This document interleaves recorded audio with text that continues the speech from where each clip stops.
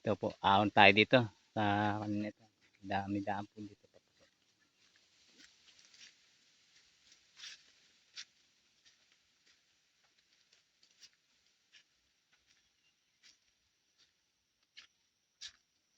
May mga dampa po dito. May mga halaman din ho dito kasi yung mga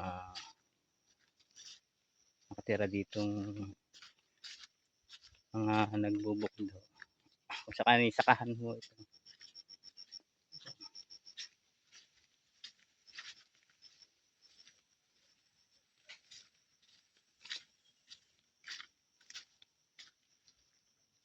Rambot na lang.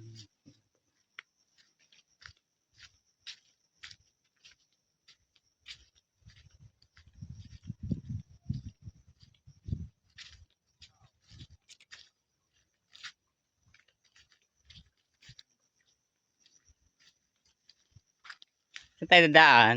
Ah, dyan na? Dyan? Saan tayo dadaan? Wala yung kalmot ng mga bewak. Ito sinasabi ko sa inyo. Kalmot ng bewak. Saan parte? Susot pa tayo dyan sa loob? Hindi tayo susunod dyan. Sinasabi ko lang ito. Ay, tabintaan dyan na. Ito yung kalmot ng bewak ko. Hindi yan. Ay, wala yan. Hindi yan. Hindi na makahapon yung bayaw daanan. Wala yun, nabubulan. Hindi yan. Na, baba uli ho tayo sa sapa. Ito po yung sapa.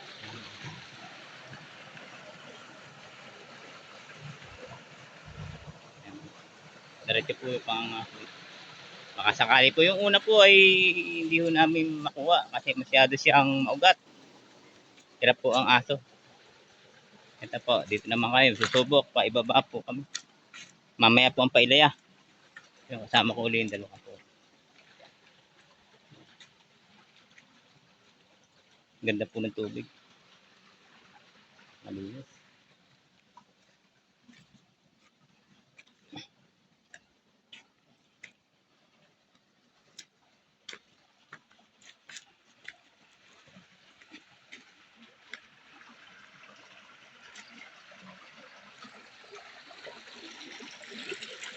Kayo natitibag ng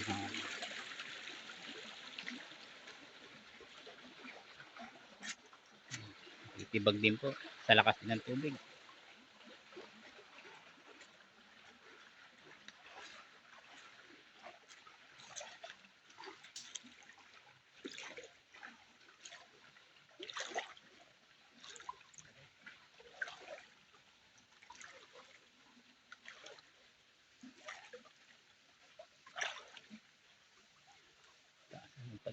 Ang titibag.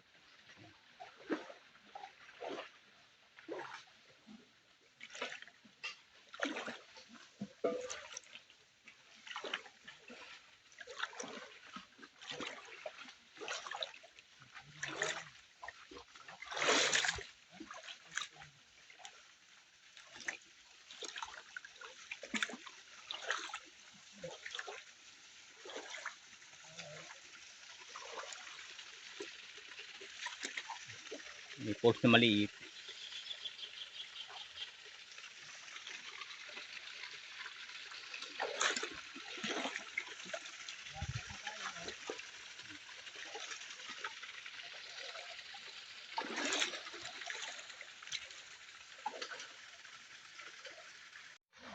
So, banda connect po tayo.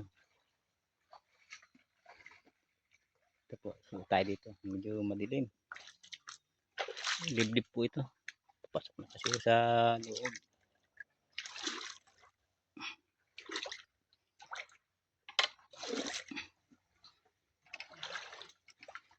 Hindi po tayo makapagpatuloy-tuloy dahil mauga. At marami pong dapi. Ito ang ilog na ito. Napakaganda rin naman.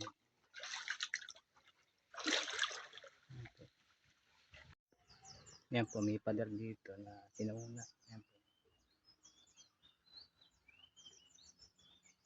Yan po ang mga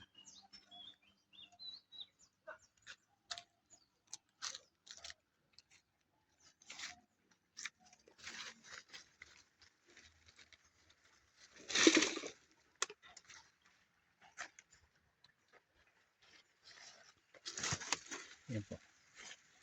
Matanda na.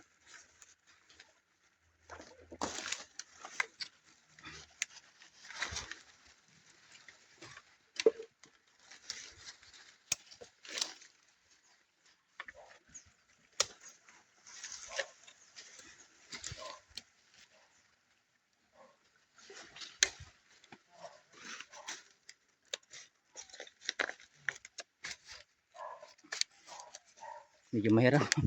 Mataas kasi ay ayan po.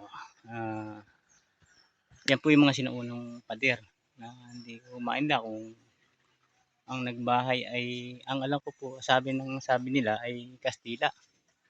Mga sinauna po itong bahay na pader. Ang nagtataka sangay siya sa sapa. Ayan po. Ayan po. Hindi ko po lang sila malapit ng maayos dahil may farm. Ayan.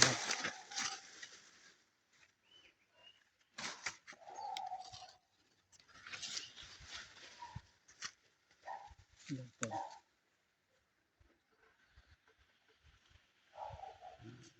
Kastila. Yan po ang pagkakasabi, bahay daw po ng Kastila.